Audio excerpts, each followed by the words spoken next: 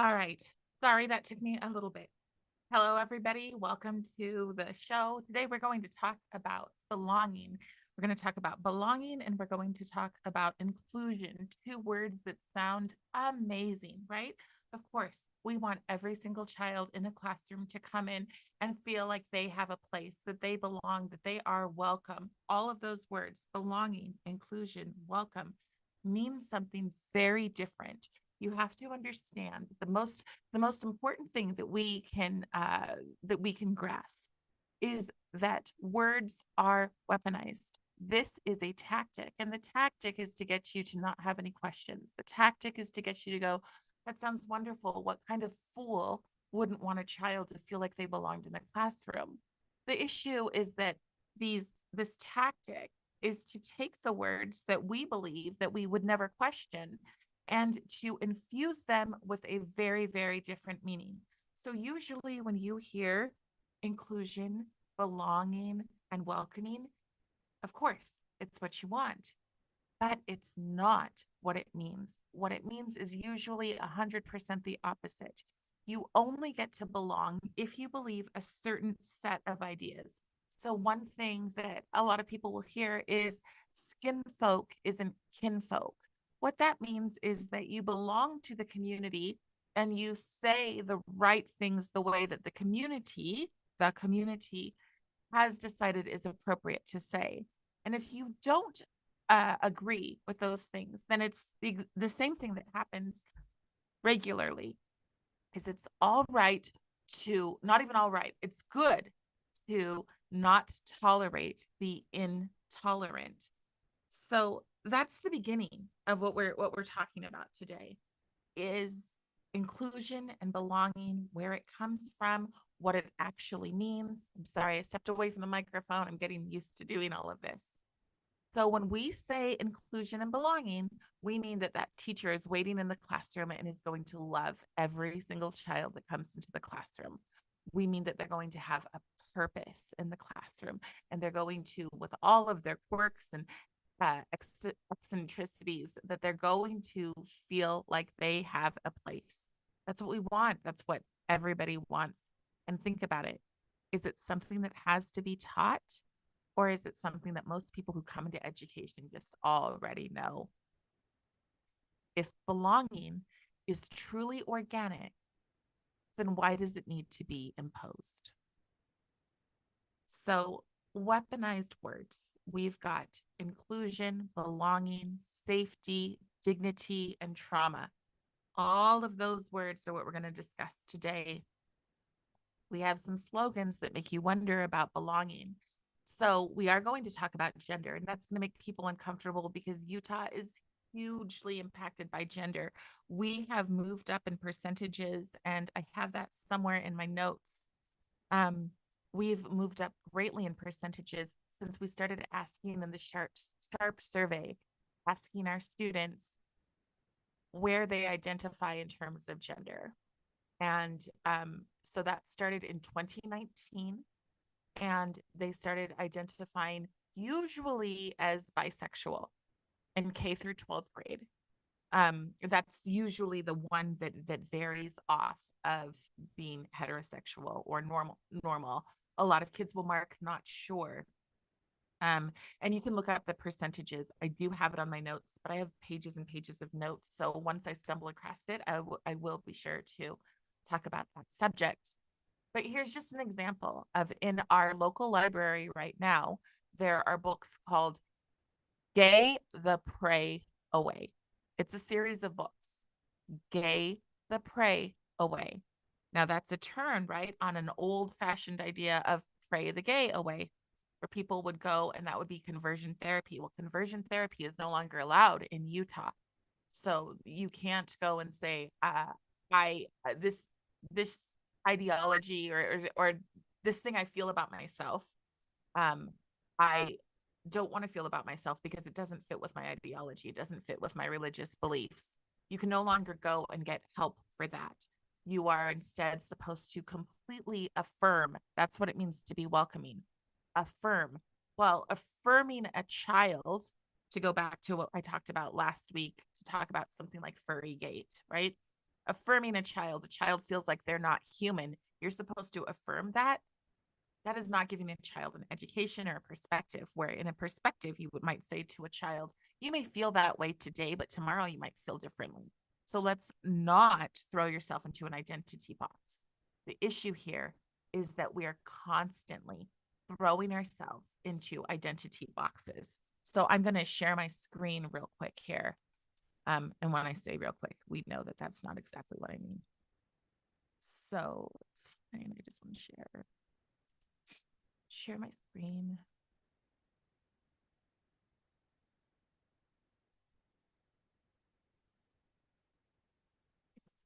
That out of the way, move my notes out of the way, and come over here. So let's go and look at what happens in belonging. This wheel here is called an intersectionality wheel of privilege. Oops, excuse my language. Didn't mean to swear. Intersectionality wheel of privilege or power, as observed by the USA. Who is observing this? You need to ask that question, and we'll visit where this is coming from before the hour is over. Okay, so this is an intersectionality wheel of privilege and power. And let's just take a look at it. In the wheel, so the people with power are the cisgender. That means the comfortable in skin, or otherwise known as the normal man, the cisgender man, a man who is comfortable in who he is and says, yes, I'm a man. That is the one of the first things. So I'm looking here at this wheel of power. So we have the cisgender man, a man who is fit, a man who is slim and muscular. That is a man with power. And yes, if a man walks into a room and he is slim and fit, he does command more respect in a room. So the thing is that we tend to take some truth and go, okay, that works. You know, that they do have more power. But should it be something that we resent? Should we resent healthy, capable men? You have to ask that question. And you have to ask that question of, should K through 12-year-olds, kindergarten through, I'm sorry, K through 12th grade, kindergarten through 12th graders, should they be expected to see those men as having privilege? And then you have to understand where that privilege leads, which we will get to. Okay, so slim and muscular, white, and look, white's nice and giant capitalized. White people have privilege. They have the power in every situation, because remember, we're teaching these kids to be concrete thinkers. This is part of the reason why autism does get targeted, because they're already there. Concrete thinkers. They only look at something and they go, oh, that's what I was taught. That must be true. There's no nuance here.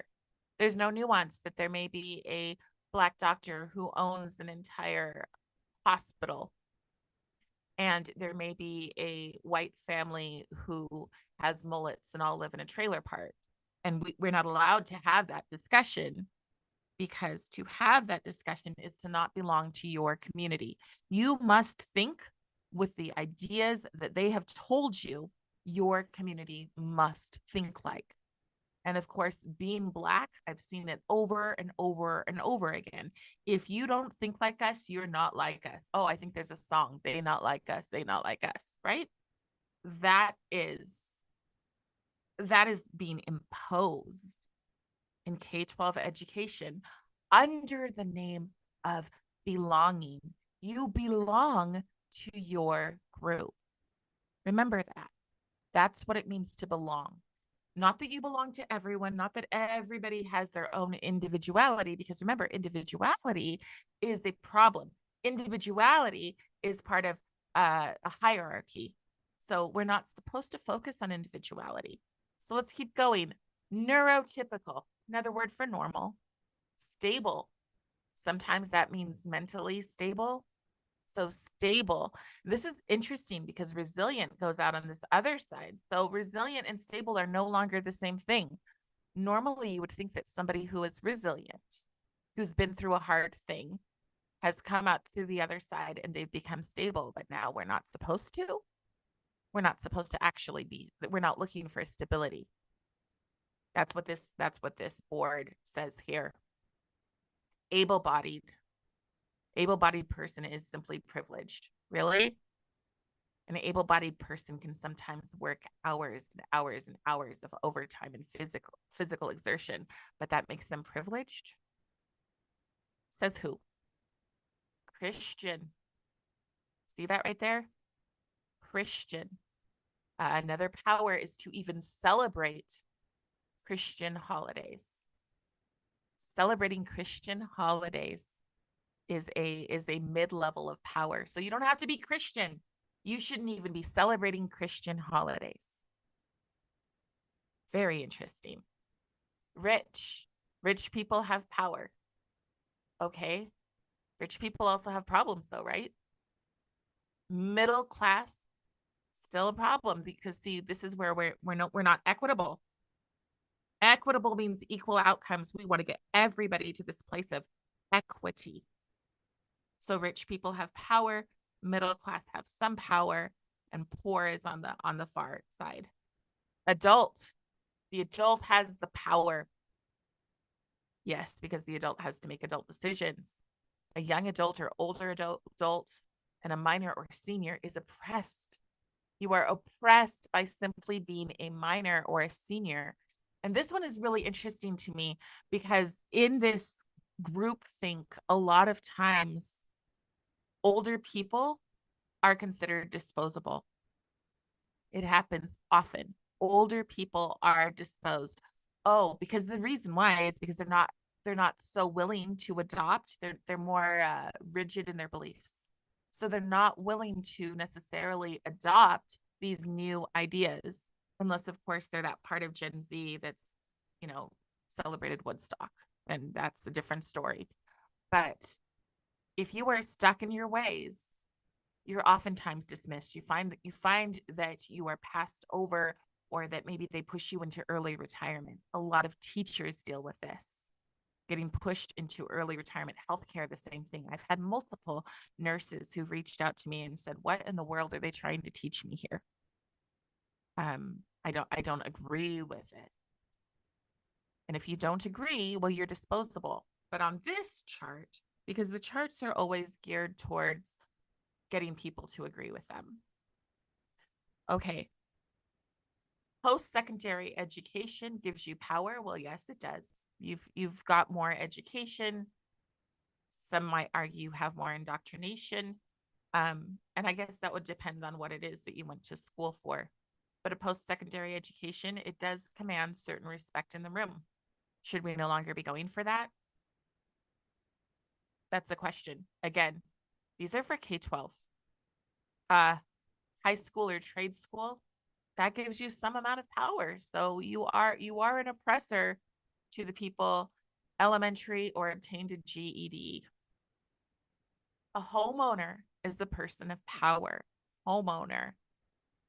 You have to understand that these people in the middle, these people with all of the power are supposed to cede their power, at least in theory, because I have a belief that most of the people who push for this luxury belief of inclusion are some of the mean girls, are some of the most snobby. It's like the mean girls went from school being the mean girl all the way up into society, and now they run office, or their husbands run for office, and they control from just outside.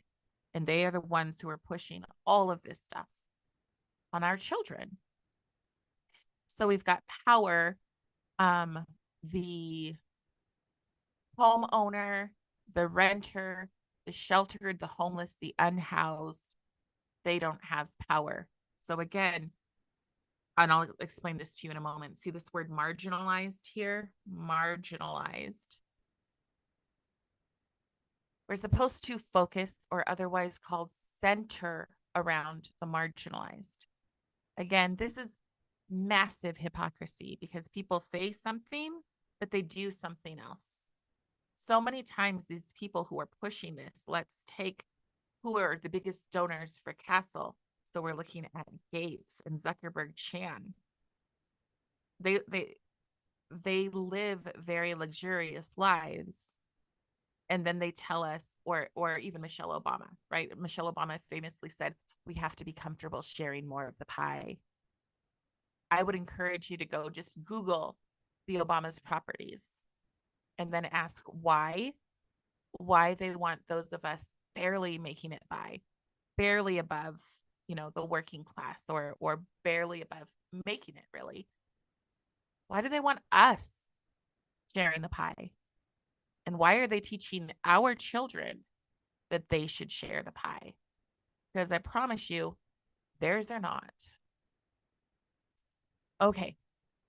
Oh my goodness. Power, driving, simply driving is privilege. And where we see that is when we have immigrants who are passing the driver's test by paying a little extra money and getting a driver's test and driving on the roads and not understanding the rules of our roads. That's centering around the marginalized. That's making sure that their tests are easier than our 16-year-olds' tests so that they can then drive, right? So that is driving. Another one, political affiliation.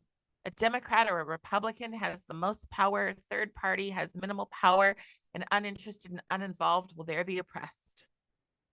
They're oppressed to be uninterested and uninvolved. They want more people uninterested and uninvolved. Who are they? Well, they are whoever you consider the people of power. I like that it has Democrat and Republican because it could be like the uniparty, but they want less people to care. And there's a lot of work towards that. In my own neighborhood, there's like an encouragement to not put up political signs. It's not necessarily like a rule because I don't follow it, but there's an encouragement to not do it. Don't get involved. You don't need to be involved. We've got it taken care of. Now that's privilege. And that is intentionally oppressing people. Okay. The monogamous marriage. A monogamous marriage is power, never married, divorced, separated, or even polygamy. Again, my friends, this is for K-12. So divorced, separated, and even polygamy, those would be considered marginalized. So we need to center around them. We need to expose our kids to these ideas. Okay. Expired visa, undocumented asylum seeker. Again, centering around those ones. Green card holders, valid visas. They've got some privilege, and the citizen has all the privilege. Remember, equity, equal outcomes for all. So that's just one example of an intersectionality wheel. This one is Wheel of Privilege and Power, an advocacy group on anti-racism. That's where I got this information. It's just one voice, just one collective voice, just one voice that's acceptable. Justonevoice.com. Feel free to go and take a look at what's going on there. I'm going to pull up my notes again. Hey, trauma. So the problem with trauma, and I was watching this cute little YouTube video explaining belonging. It has a little brain, and the little brain doesn't want to go swimming. And so the problem with trauma is that most people haven't experienced it to the point of debilitating. But they will tell you that you have. They will tell you that by the time a child is 12 years old, just about every child has experienced trauma. Now, my experience in trauma comes from, if you've never seen my show or seen what I talk about, I grew up and aged out of the foster system. I dealt with all sorts of sexual, physical, and emotional abuse growing up. I put myself in foster care when I was 5 years old, and I aged out of the system. I experienced real trauma. Now, here's the thing. Real trauma doesn't have to define your life. But when you teach a child to focus and to look for, oh, where in the world's my trauma? Where are my points of intersectionality? Because my points of intersectionality, let me go back to that wheel again. My points of intersectionality equal my trauma. Every place where I don't have power is now my trauma. Is that the role of schools? Because we're saying that it is. When we bring belonging into our school, we tell a child to look at all of the places. Where can you fit on this wheel of intersectionality? That's where you belong. And where you belong are things you need to advocate for. Because, see, your trauma, your belonging requires you to be an advocate for those things. It doesn't require you to say, oh, yep, I've been through a lot. That's true. I've been through a lot, and now I'm coming here to get an education so that my children don't have to go through a lot. See, that's the old wisdom. That's the old way. Instead, we're just supposed to accept that our trauma has crippled us, and so everyone else must be crippled. It's kind of, I cannot think of the book, but there's a book and also a short film about how if a dancer is very talented, they need to wear weights on their arms, and people have to be brought into certain circles of they have to have layers added onto them to make them more and more oppressed so that we can all be equal under the name of compassion. Because remember, all of these words, all of these terms really are words that play on your desire to be a good and compassionate human being,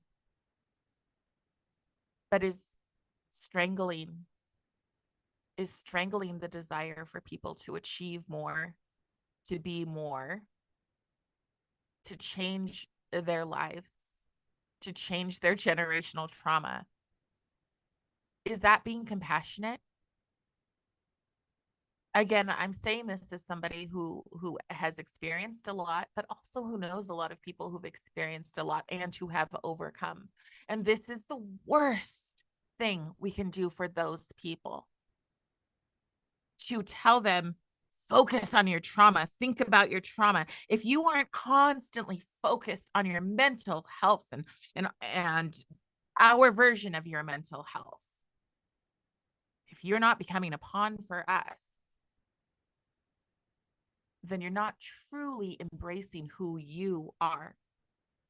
And if you don't embrace who you are, then you can't really experience true belonging. This is from a YouTube video that I watched. And I will share with you just the title because you won't be able to watch the video when I share it live.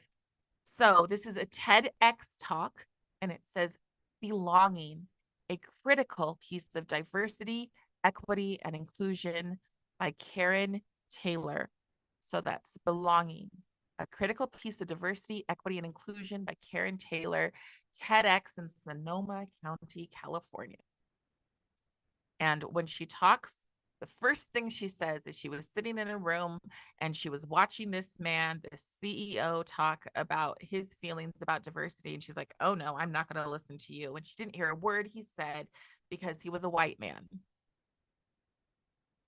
Let that sit with you. Does this white man deserve belonging just because he's a white man? No. She changes her mind because he looks at her and he says, I'm actually gay. And then it's like, oh, you're gay. Oh, okay. So now I can find the reason that you belong. Because the first thing she says in this video is, I could not listen to him because he was a white man. So a white man, just by being white, cisgender, you do not apparently deserve belonging.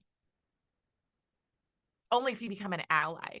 Only if you find all of the different reasons and why you are queer. And remember, queer is not to be anti-gay. Queer is to be opposite of the normal. The normal, supposedly, in America is the cisgendered, comfortable in skin white male who is married, who has a college education. They are the oppressor.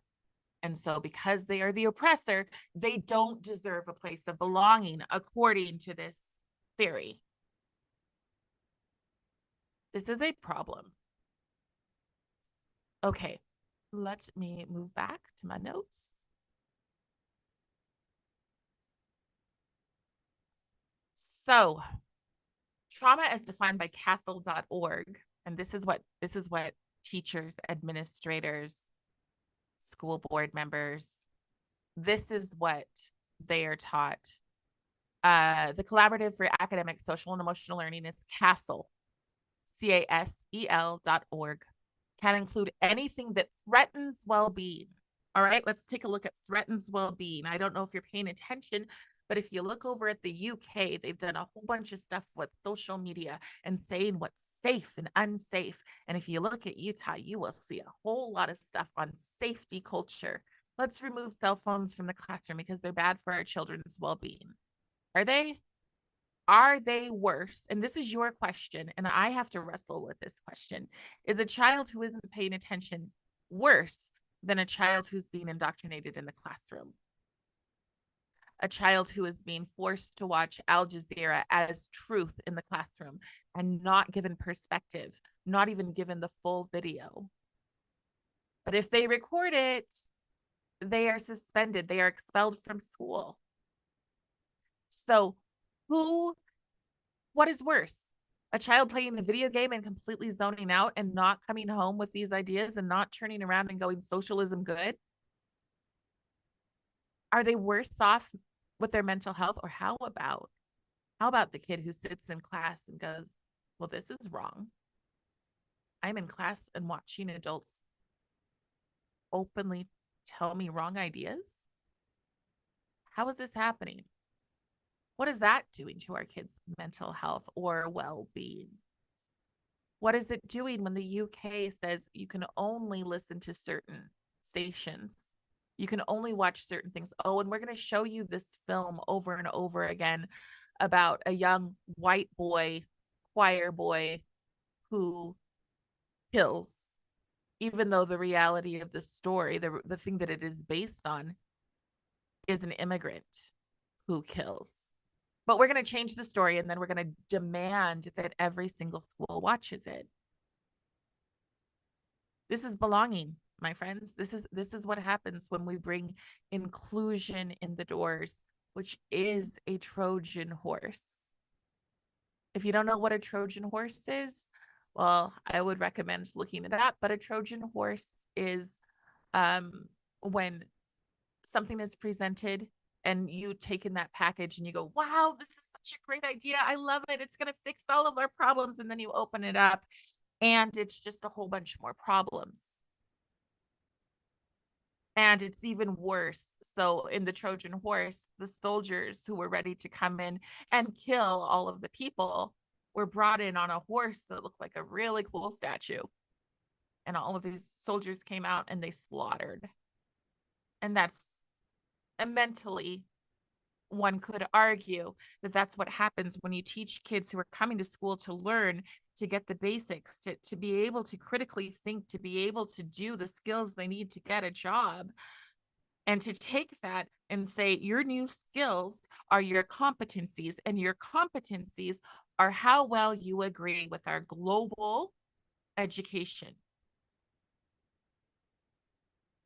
That's what inclusion focuses on. So real trauma, abuse, neglect, loss. There are a lot of kids, thankfully, who will never experience that in their childhood years. But we're going to pretend that every one of them has. Manufactured trauma, discomfort, disagreement, or ordinary struggles of life. Your parent tells you no, and that's now trauma. Your parent tells you, oh, I'm sorry, you're biologically a boy. You've caused trauma to a kid who's been told however many times in the classroom through cool clubs like Rainbow Clubs or GSA, we are your new family. We totally embrace you. You are welcome. We will include you. And then the problem with that is that inclusion isn't just be yourself. That inclusion is, now that you're part of us, you must take on our cause. You must take on our purpose. We are going to use you. That's what inclusion ultimately means. We are going to use your race. We are going to use your gender. Oh, and the second that you decide something's not okay, we're going to say that you are causing us psychological harm and we cannot bear to be with you and you are triggering us and you need to get out. Does that sound inclusive? What does that do to the free thinking kid who happens to be gay, lesbian, or even trans? And I know we can have that discussion. Is there such thing as a trans kid? Quite frankly, I don't believe there is. I think that there are parents who push it, and I think there's social media that pushes it, but no one is actually born trans, in my opinion. But if a kid is confused, I don't think I suddenly treat them like you're the dirt beneath my feet, which is what happens in inclusion, because a huge part of inclusion is it's okay, it is good to not tolerate the quote intolerant. And if we go back to that wheel, we will see what's that big problem? Christianity, or those who even celebrate Christian ideals. They're the big problem. And that was written in the big letters. Remember? Christianity, the big one. White, the big one. So if you're a Christian and you are in church and people are saying we need to be more inclusive, the two can't reconcile. One is brought in to take out the other. Gay the prey away is not just let me be gay. That's not what's going on. It's called gay the prey away. They want you to replace one with the other. Inclusion is just that Trojan horse.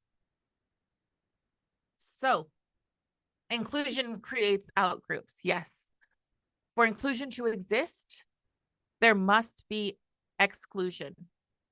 And trust me, not only am I a person who's grown up and actually experienced trauma, which unfortunately a lot of the experts that are getting listened to in our state haven't, but they pull on, oh, well, my uncle, he walked in Alabama.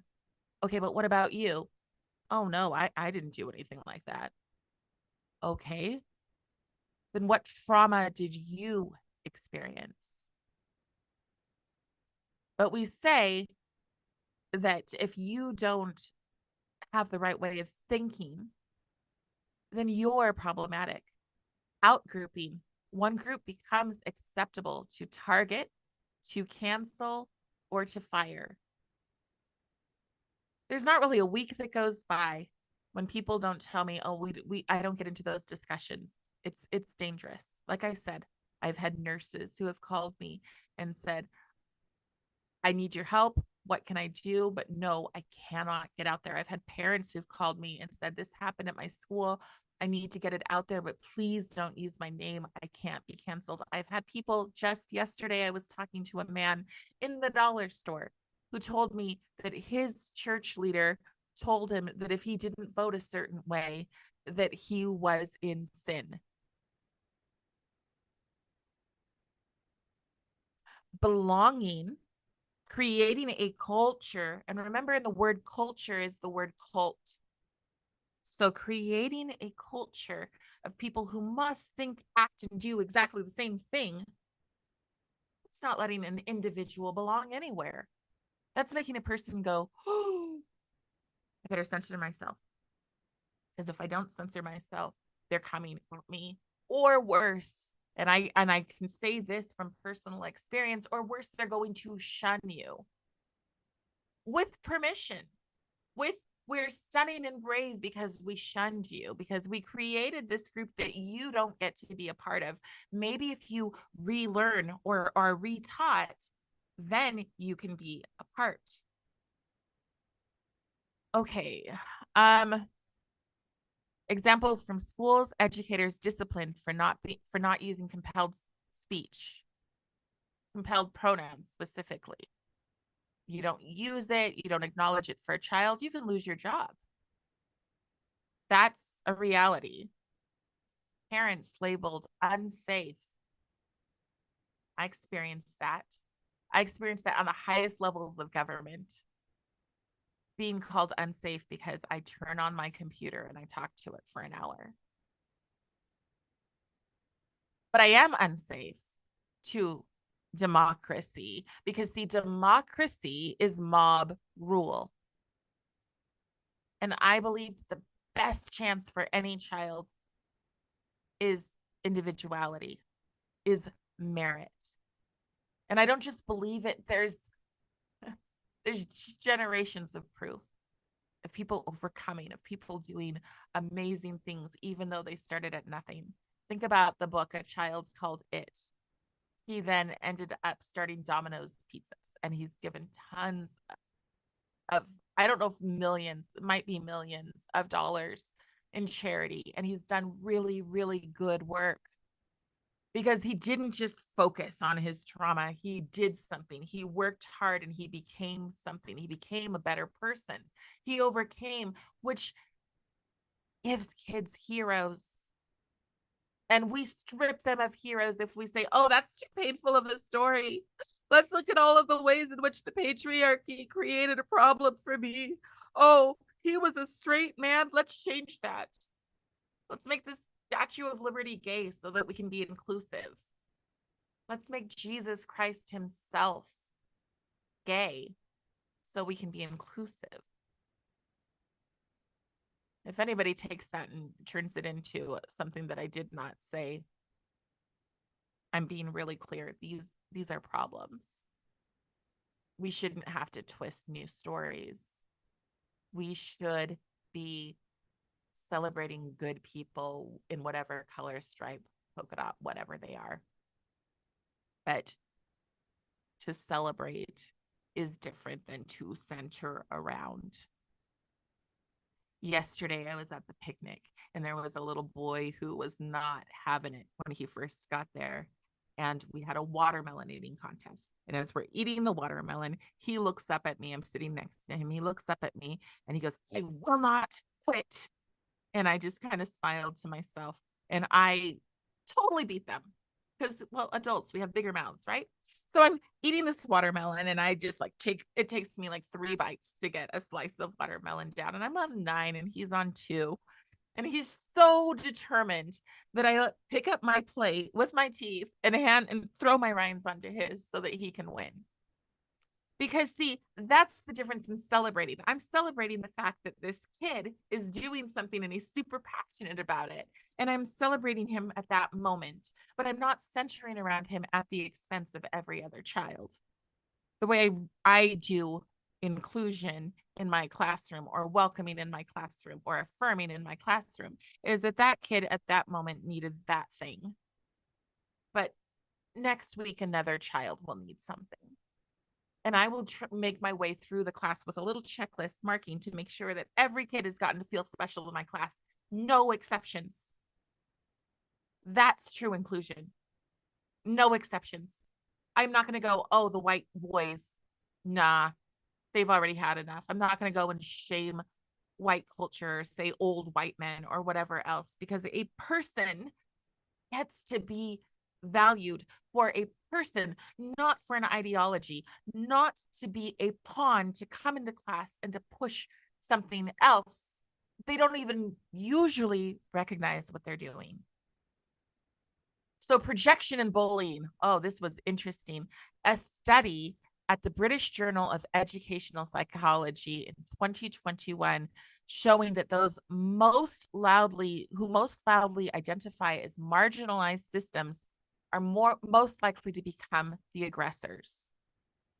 Really?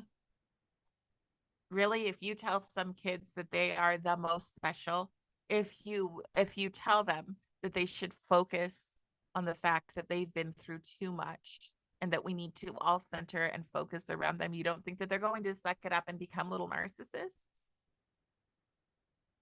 That's exactly what happens. And there's studies now to prove it. We've seen it. I don't know, maybe you've never looked and seen a video where, somebody is standing out quietly and another person walks up and beats them, knocks signs out of their hands, calls them hateful and bigots, right?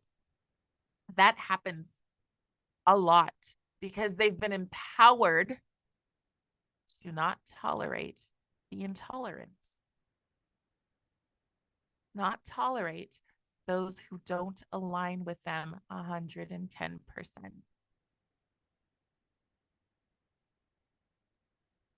So what happens when a person goes through these out groups? What happens when the intolerant is not tolerated? How far can that go? Well, there's a principal, and his name was Richard Biltzko out of Toronto. And he was, well, he was a Canadian principal. So obviously he was on the left-leaning side of the left. And he was in a DEI struggle session, but he was a white male. And so as a white male, he experienced the wrath of the mean girls.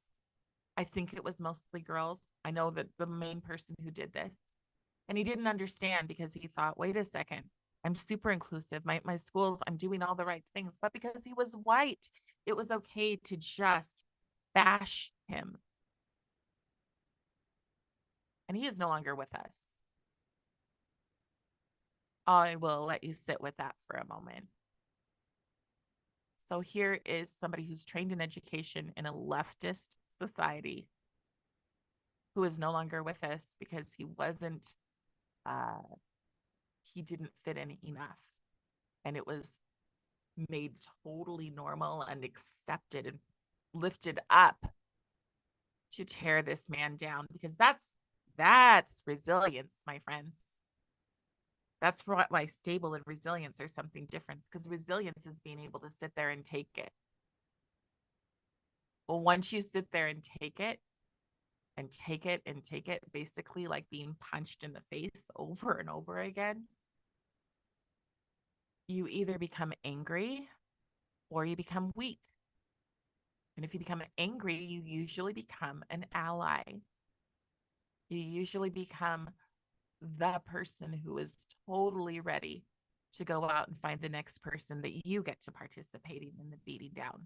And when you become weak, you become an ally, because please don't let it be me. Please, please, please. Whatever you do, don't let it be me. I'll say whatever you want me to say. I'll do whatever you want me to do. I will continue to brainwash these children. Yeah. Please, please don't call me a bigot. Please. That's what we're experiencing. And in a training that I was at a teacher freedom movement, a training that I was at, somebody stood up and said, we understand the mental health that's causing on the kids, but what about the teachers who are forced to do it?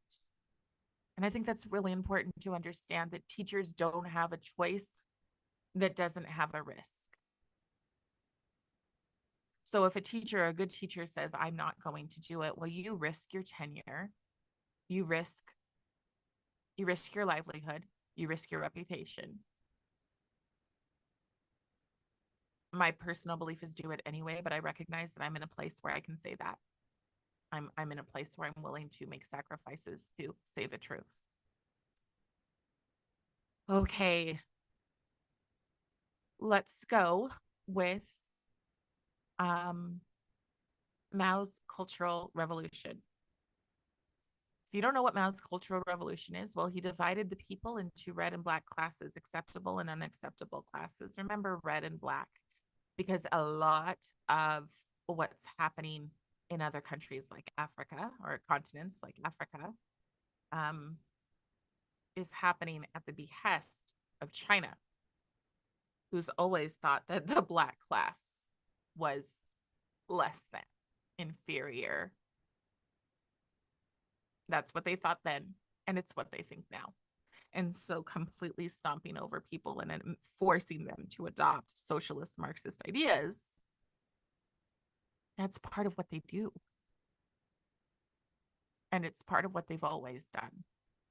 So you divide people into red and black classes. You enforce struggle session. You enforce and praise people, including students, who would shame their own teachers. They would tell the kids, what does a teacher upset you?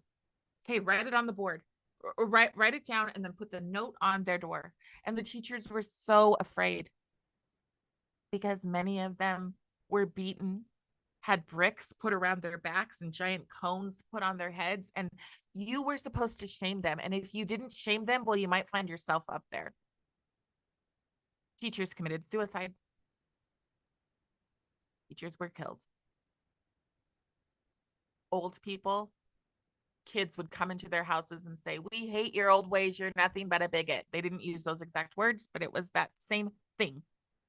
"We hate your old ways. We're going to destroy everything because everything needs to be new." And they would walk in and they would take their precious treasures, their hand-me-downs, their plates, their clothing, and they would strip them and they would break plates. And instead, we just say, "You don't have a job anymore.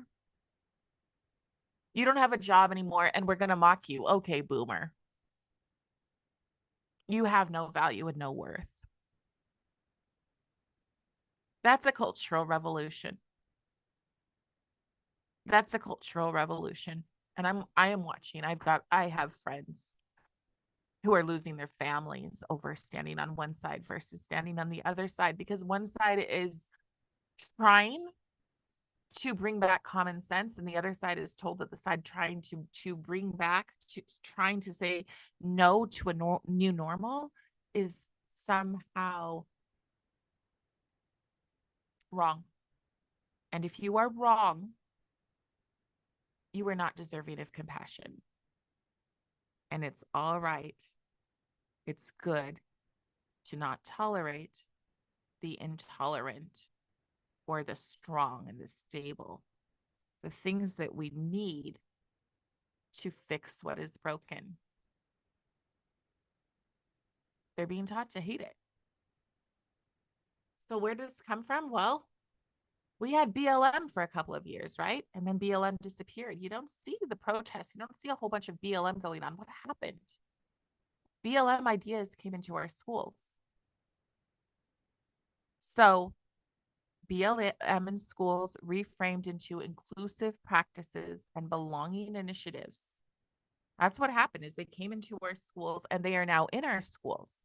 And we will say, "Oh, that's not in our schools." I would encourage you to go look up in your own district. Just look up even just the headline. I will pull one up in a moment. But when you pull up the headline, you'll see, "We are committed to safe, welcoming, and inclusive schools," or something along those lines. And every parent is going to go, "Oh, good. I'm so glad my child is safe." But you have to understand that safe, welcoming, inclusive for all of it is focused around LGBTQIA plus initiative. It's not everyone. It is, if your child is this, we want them to feel safe, welcomed, and centered around.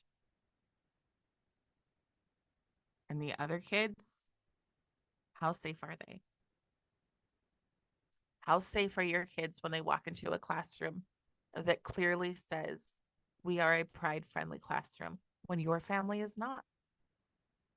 And does that make you a bigot? Well, it's the same thing with like bigot and like Islamophobic and whatever else. It's like, well, if I want to protect my family from X, or if I believe X, or what about these guys? Are they bigots when they say that Christians are the biggest problem to society? Right? So take a look at those things and say, does that make me a bigot? And if it does, am I okay with that? Because you have to have courage to fight this race. And I was talking to somebody the other day and I said, it's not that we're fighting against something, it's that we're fighting for something. And what we're doing is standing in the way of something.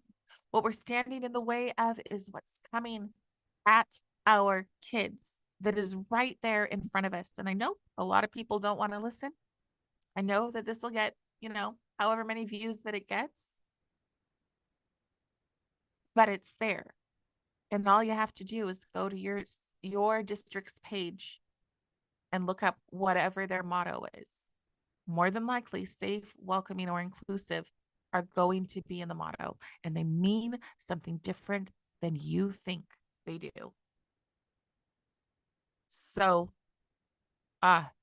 safe framework. dismantle systems, elevate identity groups, impose equity of outcomes. That's what it means to have a safe framework, i.e., a CASEL framework, a social and emotional learning framework. Learning, I call it social and emotional compliance because you aren't learning. Learning is to think and to compare and to come up with your own ideas. That is not what this is. This is, we're going to tell you new ideas and you're going to swallow them. And if you don't swallow them, we're going to reteach you. And if you can't be retaught, well, then we're going to find that you've got problems. Last week, I talked about restorative justice, and restorative justice. Remember, kids aren't getting in trouble for bad behaviors, but now we're finding that kids will get in trouble for good behaviors. So if a child decides, I'm going to record my teacher teaching me a bunch of garbage, they can be expelled. Meanwhile, if kids are going to tell the teacher to F off a million times, maybe knock someone's, literally bully another child in the classroom, as long as that child's not part of the inclusive group, they're probably going to get away with it.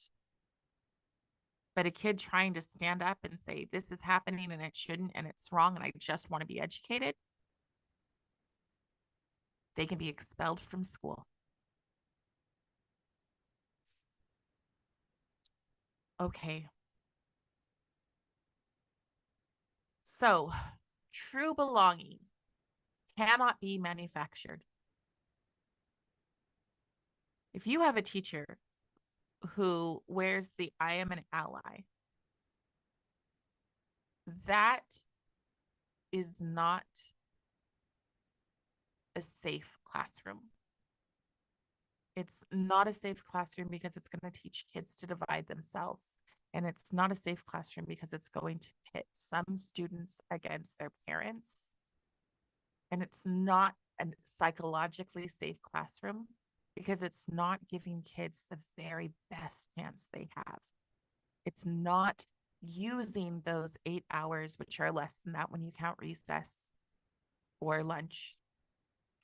It's not using that time as wisely as you can to create good human beings. It's using that time to create pawns.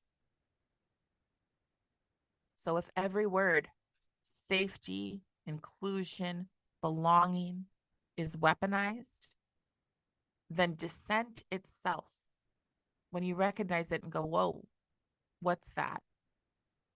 Dissent itself becomes unsafe by definition, which is how someone like me, who can sit next to a kid and share all of my watermelon rinds, or have former students sending me messages with their parents' permission and saying, I wish you were back in my classroom. It's how someone like me can be considered a threat to some of our highest government officials. Because dissent is not supposed to be tolerated. So who defines inclusion in your schools? What are the consequences of those who disagree? And I want to encourage you to keep in mind or to pray for those teachers who are doing the right thing, those teachers who know what's going on and who maybe choose to turn off the SEL video. Those teachers who make sure that every kid, including those little white boys, that every kid feels valued and equal, and that no one, no group is centered around in their classrooms. And then ask yourself, does this create a community of respect or a culture of control? Some of the groups that I would recommend looking at and looking at their policies on inclusion would be GLSEN, that's GLSEN, the HRC, and Stonewall. Go and take a look at those organizations and look at what they say about welcoming. If you don't believe me, or if you want more proof, or if you want to make your own video, which I highly recommend doing, if we can get the narrative, if we can get people going, oh, wow, I just watched this video and now I've made my own. Someone did that for me today, and I'm not at all offended. I'm just like, thank you. Because we just need to spread the word. That's the goal here. We're in a battle and we need as many people on the front lines as possible. So please, go, oh, I learned something today. Here's the video I made. Here's some pictures. That's what welcoming means, guys. What are they doing? Make sure that you think, even when they tell you, you know what, maybe we could just give people the benefit of the doubt. Sure, but when a person tells you who they are, believe them. That is from the woke side of things. When a person tells you who you are, who they are, believe them. When a group tells you who they are, believe them. So go to GLSEN, go to HRC, go to the GSA website, go to queeryouthassemble.com. And I think that last thing here, and then I'm going to go and look and see if there's any questions. But that last thing is the founding fathers. You will hear over and over and over again, everything is a threat to democracy, which is, again, sending a fear culture to our kids. If they aren't with you, they're against you. And also, we should all be together in the name of democracy. But our founding fathers were really clear. Madison warned against mob rule. Our children are being taught what to think, so that when they go out and they vote, they're going to vote based on what they know. And what they know is what's presented to them on a one-sided paper. What was presented 10 years ago, as a teacher told me last week, 10 years ago in a Utah classroom, on the computer, kids were told they need to write in a test why Barack Obama was the best president for kids. Not was Barack Obama the best president for kids, but why? And last year, I heard a story of a young man who his identity was being the smartest kid in school. And then he was told he had to write a paper on why Joe Biden was the best president in American history. And he couldn't do it. He felt that he could not do it. Now, if you are thinking that's perfectly fine, well, imagine if another teacher said, you need to write a paper on why Trump is saving America, or how Trump is saving America. That is not allowing a child to come up with their own ideas, their own, this is what I feel, this is what I think. And you can bet that the kids know they will be shamed if they don't give the information that their ideologically driven teacher wants them to have. That is not a welcoming environment. So I'm just going to jump over here and see if I've got any comments. And if not, I will over here, and oh, I'm so, they're very Nick Hook, thank you. I don't see the slides. That's frustrating. I've been talking without being able to see the slides. Well, what I will do is I will download this, and then I'll make another one that has the images that I'm talking about and has the links that I'm talking about in it. And yes, they are very binary. There is no nuance. When you have people who tell you these are facts, go and look at the NEA's handbook. It's available, even though they took it down. You can find it online. Go and look. They are saying things are facts. America is systemically racist. You better accept it. This is a fact. There is no nuance. There is no comparison to what other countries are. There is simply, we have now presented you a fact, and you better believe it, or you get to be part of the outgroup. Now, I understand the things that I say are not always happy and joyful, and I do believe that we should be joyful warriors. And the way that we do that, the way that I do that, is I look at outside and I look at the kids. Sometimes I'll stand out at my front window and I'll just watch a kid riding a little boy riding his bike down the road. Um, I look at little girls and like, how can we inspire them to love who they are, to believe who they are is enough? What can we do? If you remember what it is that we're standing in front of, then we can infuse our everyday, our all of our meetings and our interactions, and especially our interactions with children, with goodness. And to me, it's like a calling, but it's more of a, when you know what they're going to face, because not all of them do, especially not if they're the little kids, right?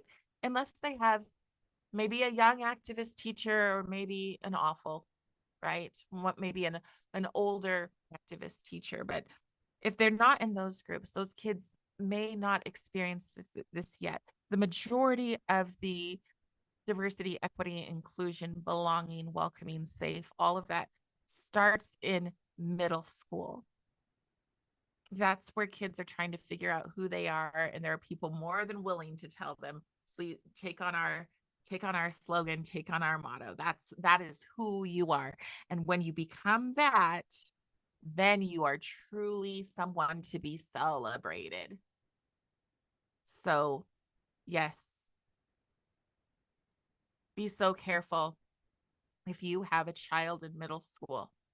I listened to Planned Parenthood openly say that their target is a 12-year-old girl, whether they can help them find their quote unquote true identity, or whether they can get them on the, on the healthcare side of things.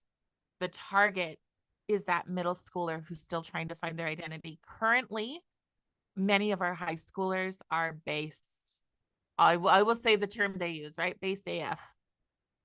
They they remember being locked down and kind of thinking that was senseless. So they've already been through that. And so a lot of them, they cannot be changed. They've zoned out. And I honestly believe that zoning out is better than sucking this stuff in. But our middle schoolers, they're vulnerable. And you have to watch what they're reading. You have to have a discussion with them about what they're reading. Please do not fall for the lie that it's a bunch of book banners who just want religious books in schools. That's 110% a lie. Well, I know a few people who are like that, but most of us are not. Most people are like, you know what? You just don't need to put such heavy ideas on their heads all the time and then go and say, oh, but their mental health. It's the same way that gender changed in Utah. You started asking them over and over and over again, well, are you something other than straight? Oh, goody. I don't understand why you would do that to kids. I don't understand why anyone would do that to kids. We need to protect these babies. And you guys, this is my wrap up. I've been here for an hour. If you have something that you think that I should cover, please let me know. Next week I'm going to be at a conference in Louisiana. So I won't be available. But if you have something, please let me know. And on Friday, if you've come over here from the Radical Center, Leslie and Christine and I will be discussing, I think it's Governor Pritzker's mandatory mental health screening for our kids and what that actually means. I just realized that I never shared my post on Facebook, so I'll have to go and share that there. Thank you so much for joining me today. Please let me know if I can help you. Bye.